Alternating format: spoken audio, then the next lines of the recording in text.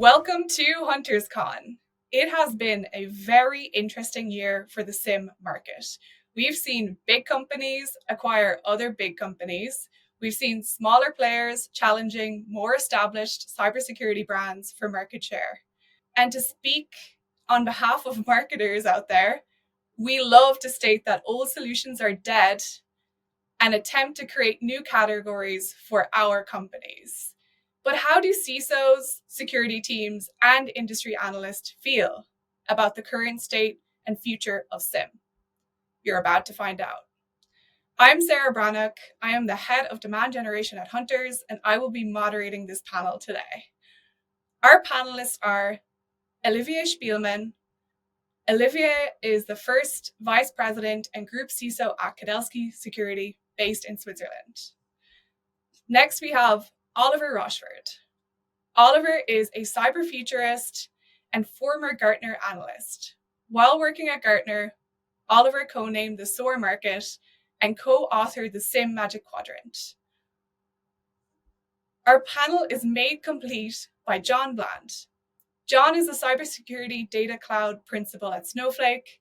Before joining Snowflake, John worked for Splunk and Oracle. Let's get started.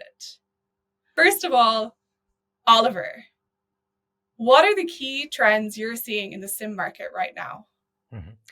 So there's a lot of talk in the market around vendor consolidation. And so Gartner put out a press release, I think last year in September, talking about 75% of organizations pursuing a security vendor consolidation strategy.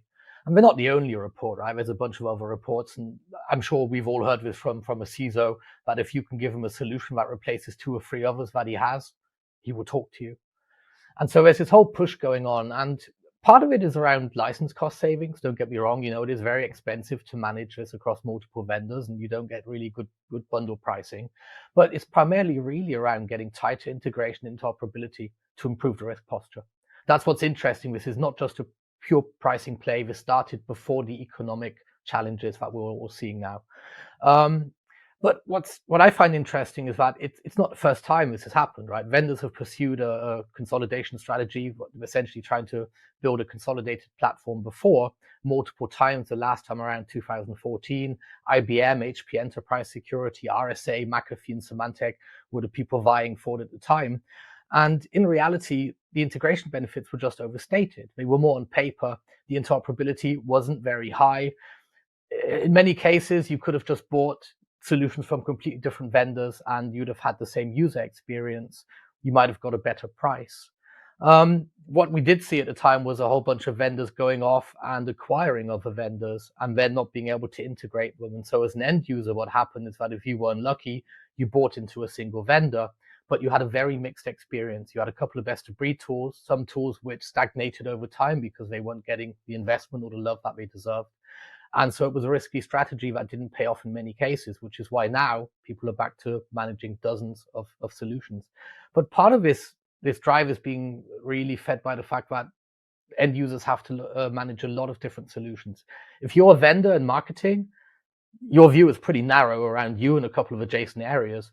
But the reality today is that most end users have to manage vulnerability assessment, not just for the traditional, but also for cloud, also for red teaming. They have to look at breach and attack simulation data. They have to look at risk-based vulnerability management. They have to do SIEM. They have to do SOAR. They have to do a whole bunch of different things.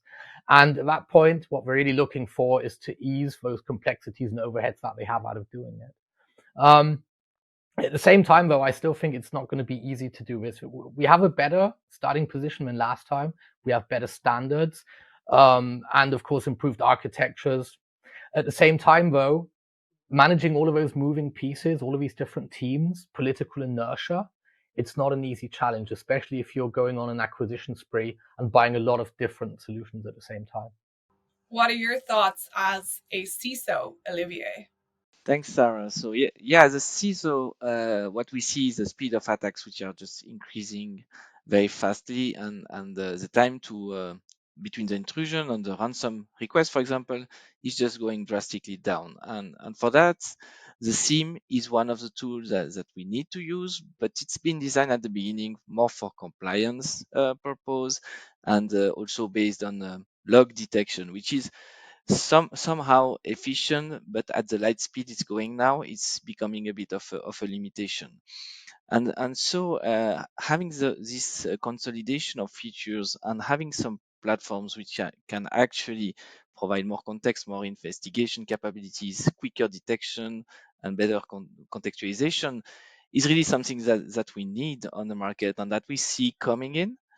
So it started with XDR, starting to put together different log sources and different data sources together, but still based on the model, legacy model, I would say, of log correlation.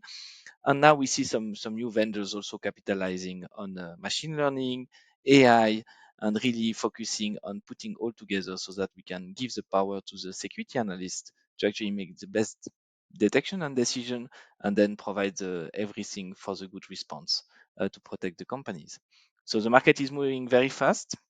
And I think something which is also important now is that as it is moving so fast, the solutions should start to think about being future proof and being flexible so that we don't know what's going to happen in 5 years. We don't know what will be the key data sources we'll need in 5 years from now. So this is important that we have some capabilities to have a platform and services to be able to ingest those new unknown security controls that will be put in place, and without having to change every 2 years our platforms and our services. What are your thoughts on this, John, on this fast-paced market? Yeah, I certainly agree that consolidation needs to happen. It seems like all of my large customers have somewhere in the neighborhood of 45 to 50 different security tools, many of which with their own data collection agents, all of which with their own data stores. And the promise of the traditional SIEM is like, well, all your data is going to go here, give you a central place to do threat detection and incident response, but largely because the cost of data ingestion, the cost of retention, that never materialized. And I think it's safe to say the market never delivered that single pane of glass. But what we are seeing emerging is consolidation at the data layer with a security data lake strategy. It does eliminate the need to make any compromises around your data retention. There is no concept of like hot, warm, cold when it comes to a security data lake. It's all hot searchable, whether it's a day old or 3 years old. And I think having a central place where all the data resides unlocks use cases even outside of SIEM. It allows you to do some cross-tool threat hunting and allows your analysts to get creative around the use cases they build on top of that security data lake. It's becoming more or less about search and investigation and more about analytics, I would say, overall. And this approach does break down silos. You now do have, as customers are building out a security data lake strategy, they're looking at ecosystem of vendors that will support that strategy and work alongside it. And that gives them control over all the data in one spot and allows them to solve some of the problems they traditionally had with SIEMs, where it's a lack of storage and compute, which lack of separation of storage from compute, which drove up retention costs. And then more importantly, the customers I've spoke with is like the lack of separation of compute from compute. So everyone vying for a static amount of compute resources causes problems when maybe there's a large investigation and it's kind of all hands on deck and they can't elastically scale up to meet that need. And certainly no one wants to renegotiate a 3-year SIEM contract for a 2-day investigation. Or just a new user came on board and enabled a few poorly written detections, and now the performance is suffering across the whole organization with the SIEM. So I think there's a lot of like architectural differences that are driving customers to embrace that design pattern of a security data lake. Olivier, do those pain points resonate with you as a CISO? Yeah, clearly, I think it's been also a lot driven about from a cost perspective, and that biased a bit the market, because in the end, security was not the only focus, but the focus was also to keep the costs lower, and therefore to have a balance between the cost and the security. While with the new approach of a data lake on an open platform, it's really opening and changing the minds here, and then you can start to ingest much more data that you will be using obviously for detection, investigation, response, and contextualization, which is very good for now. But you can also prepare for the future and have all that data ready also to build some new and very exciting capabilities that you can build on top of a data lake, outside of just the detection, response, and investigation part. So I think yes, it's very interesting the way it is moving, and very exciting for the future. Do you see CISOs and security teams actively looking at those alternatives to legacy SIEMs? So I see CISO and security teams really challenging to find the good solutions, and I see that there have been a lot of promises that has been done in the past, and a lot of again, the SIEM have been designed at the beginning to make compliance, and then it's been moved to detection response. But you required a lot of expertise and a lot of resources to make it work in a very good way, because they become very complex platforms. And therefore, I think that the security teams now are looking for much more consolidated visibility and also lean solution, so that you can actually deploy quite quickly, and your protection and your detection. But also what is important is that you can react quickly if there's a new threat, and you can have the new detections and the new response capabilities released much quicker, so that you can actually respond to those threats. And it's important as well to keep in mind that having a central point of visibility is really helping a lot the security analyst to take good decision and to provide good guidance from a security perspective, as well as having the capability to step back on a case, and to stop working on an alert per alert basis. So in SOC, we have seen too much. I receive an alert, I make the triage, I make the investigation, I decide it's a false positive or not, I escalate. Now, with those new platform, we can really step back and see, I receive an alert. Is it part of a bigger threat against my organization? Can I see the big picture? How many users are impacted? How many hosts? And then you can take a very good action plan to remediate from this. So this is really what we go for, because we need, the threat landscape is going fast. AI is just empowering all the phishing campaigns right now. So this is a big change, and this is getting much higher rate of phishing. So we need to also to react quickly on the defense side. Thanks, Olivier. Oliver, you referred to many of the alternatives to SIEM in the market right now as spreading marketing hype. As a recovering marketing hype woman, I would love to hear more about your thoughts on the challengers within the SIEM category right now. I mean, so it's an interesting thing around the SIEM category that it's been declared dead loads of times, right? My favorite example is RSA, who killed their SIEM, declared the SIEM market dead, and then brought out a new SIEM. And it's without any sense of irony at all, right? I mean, so that's kind of that's the way it is. But we have to separate SIEM, I would say, as this legacy technology that people understand, and SIEM as it's being sold today. And we have to look at data lakes, how they fit into that, because underneath most modern XDRs and SIEMs is a data lake. And if you look at the market, we have builders and buyers. The majority of security people do a bit of both, but the majority of the market tends towards buying, not building, because a data lake really, it's a really innovative way of looking at data storage, collection, acquisition, and so on. But a SIEM is much more than that. A SIEM is all of the security content that you have to build on the top.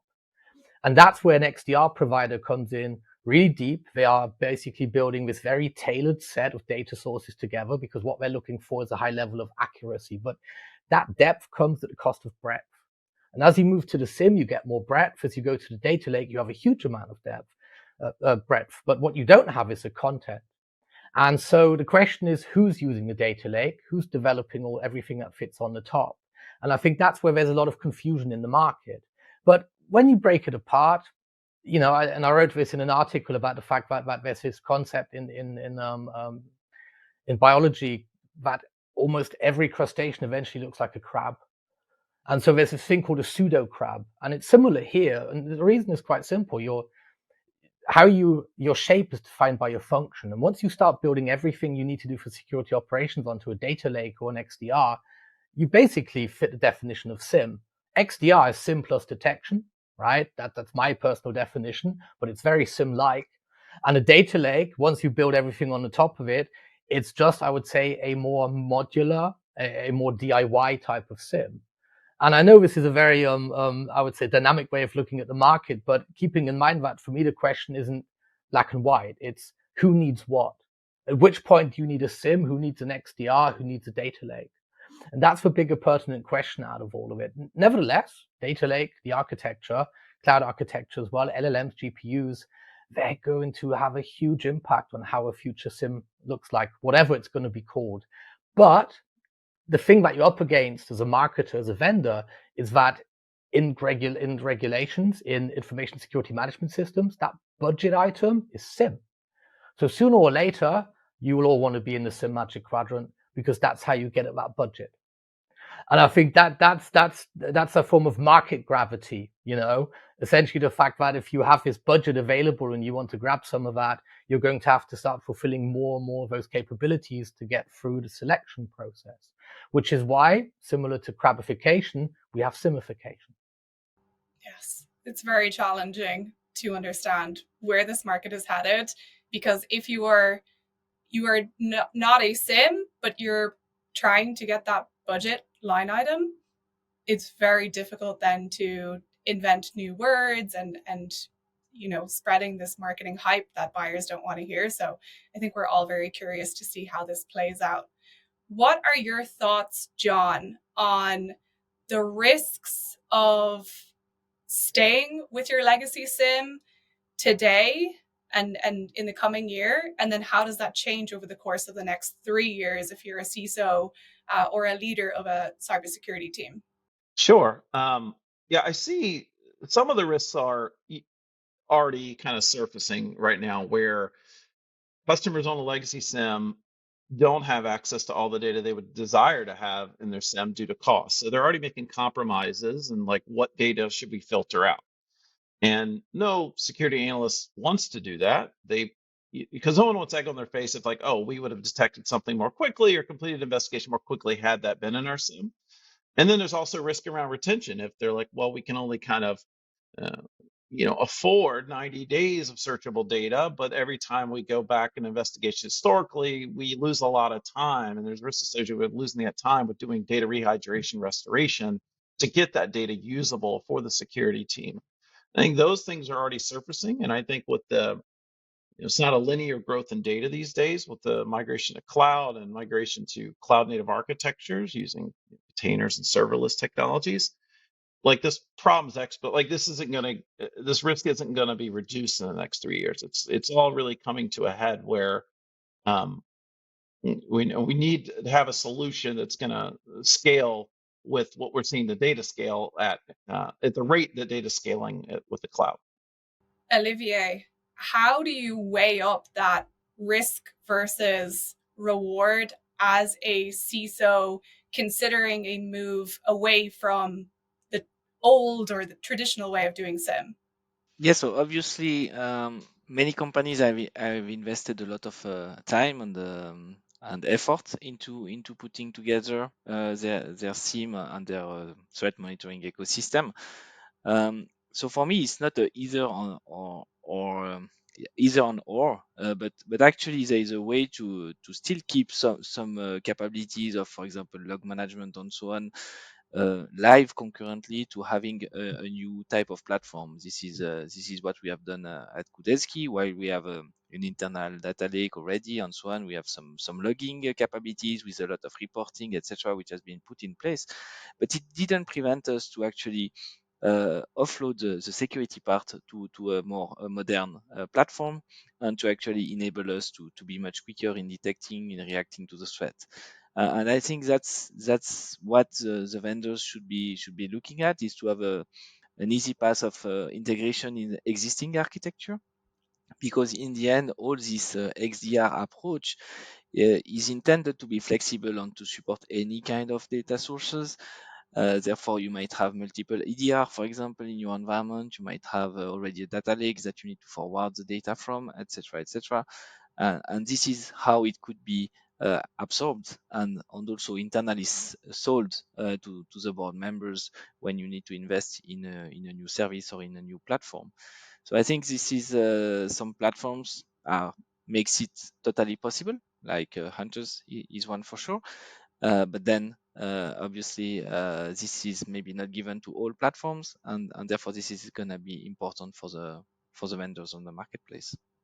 Oliver, I know advice, the best answer you can give when somebody asks you for advice is usually it depends. But bearing that in mind, do you get CISOs and security teams approaching you asking for advice on how to plan the next few years in terms of whether they invest in data lake, whether they keep their legacy SIEM, move to a different solution, or incorporate XDR, other types of solutions, and kind of create this Frankenstack, if you will? Can you talk us through your framework for thinking that will help security teams plan for the next few years? So I think right now it's interesting because security teams are being pressured from many sides. We have the threat actors. I think that differentiates us from almost every other function within a company. We have an adversary. We don't get to really determine what we do. It's external factors which do that. But we also have internal factors, and that's technology adoption. And most security teams find themselves having to manage a very heterogeneous set of technologies, right? On premises, remote, cloud, they all coexist. We are not retiring legacy or obsolete technologies, quite the opposite. Where you have legacy, current, and emerging technologies all existing at the same time. And so what concerns me about what we were talking about, this platform consolidation, is that it robs you of flexibility. And if we go back to, what caused this entire, I would say, our session, the big vendors acquiring other small vendors, every one of these vendors has something that they're specialized in or very good at. It could be network, it could be application. You as a company are going to have to find the shoe where that fits, or you're going to have to find a way to build an architecture that's modular and flexible. Because really what you want to be able to do is decouple your analytics, your data, and your detection components, and even the incident response, so that you can start mixing and matching them and basically removing them and adding them as you need to. We're getting there, right? You can have now a separate data lake. You can have your data pipelines running separately. You can have all of this stuff independent of the detection stack or of the incident response stack. But the complication with that is that you're basically losing very tight integration, especially when it comes to automation. Right now, if you think of SOAR, it's a terrible solution. It's bolted on. It's not built into the solution. It's like having your head separate from your body. It makes no sense at all. So basically balancing these two extremes, maintaining that flexibility, but also having strong integration and interoperability so that you can derive synergies, so the sum is greater than the parts. That's a challenge for users. And it depends on the company, how quick the company moves. It depends on your future plans.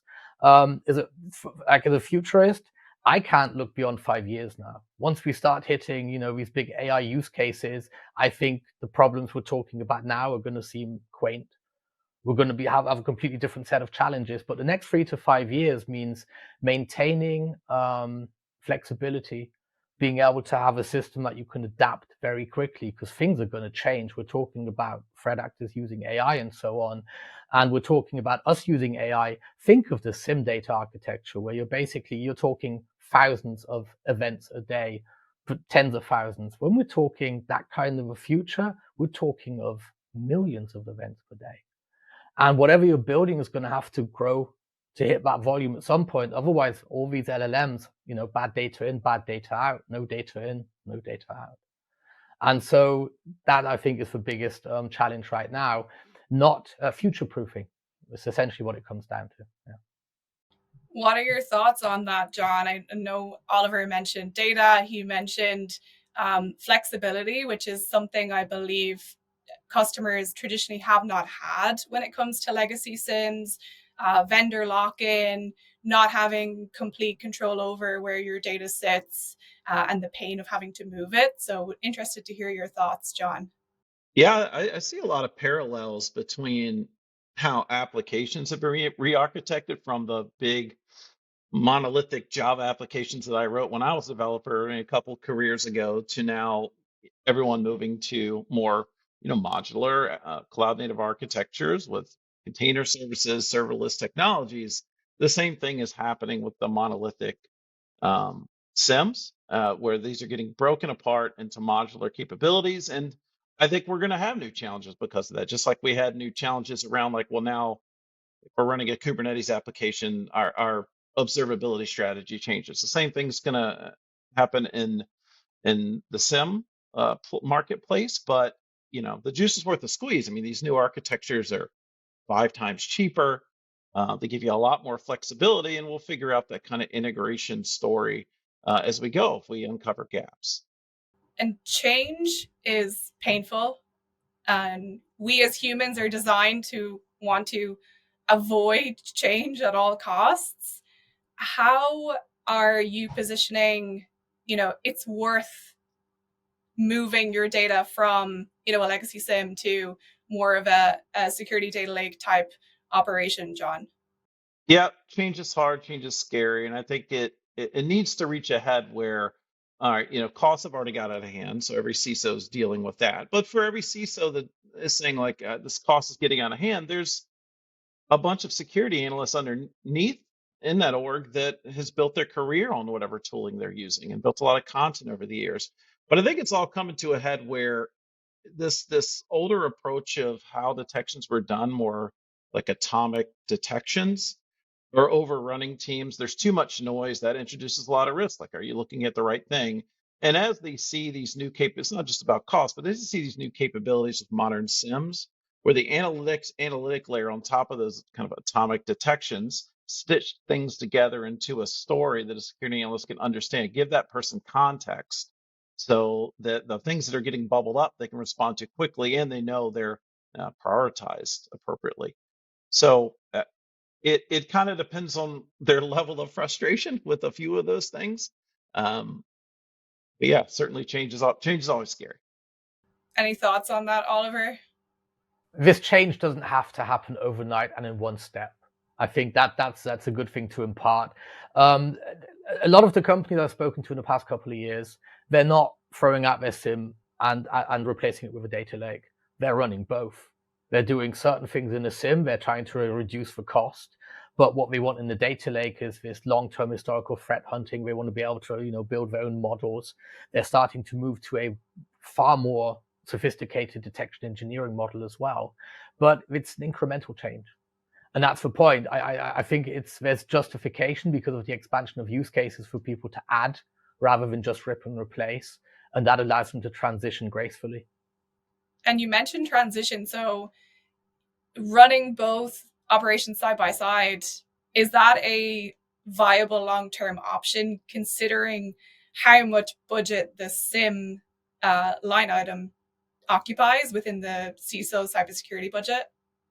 I mean, so in the long term, it's not going to be a viable solution, but both SIEMs and data lakes are going to evolve. They're going to converge. And at that point, it won't be an either or choice. Right now, people are doing it out of necessity. You don't get the full shebang in most data lakes. And what I mean by full shebang, it's compliance reporting, right? It's just basic ticket management that some of them have built into it. It's very basic functionality, but it's stuff which data lakes aren't being used for. Their focus is mainly threat detection and so on. And so but it is really a temporary phase that the industry is going through, the market is going through, and users will be going through. But in the meantime, it does allow people to take it a little bit slower.